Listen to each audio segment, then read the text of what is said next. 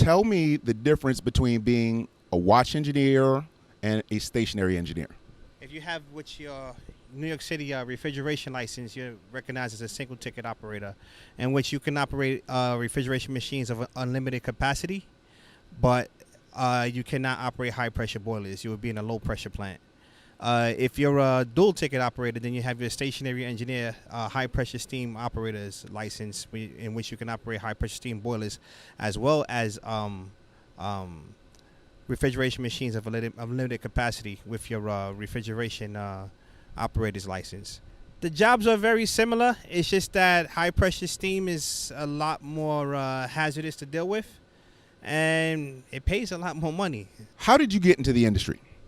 I have an older brother who's an engineer. We were working in Manhattan at the time, and I was in the security field.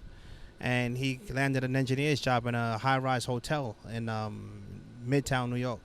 And he just came by and said, "Hey, man, you should get into this." And I just took it from there. When you were a doorman, how much were you making? And then when you became an engineer, how much did you start making? As a doorman, I was making approximately about 50 grand a year.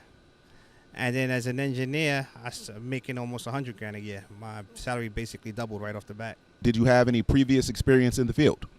Out of high school, I started working for a real estate company, and I was fortunate to work under a superintendent who showed me a lot of stuff. How long did you stay at your first engineer's job? 6.5 years. But I was promoted. I was promoted after 2 years.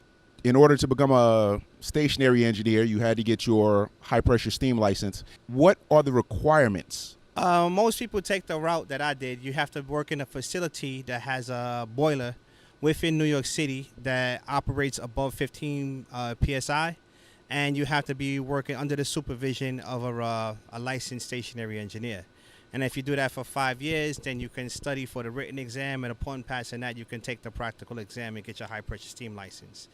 If you had a mechanical engineering degree, you will only require 1 year of high pressure steam experience at a site under an engineer. And I think there's also something concerning the marine engineers, that if you had, I think, 4 years experience, you will also only require 1 year inland, and you could do 4 years outland. You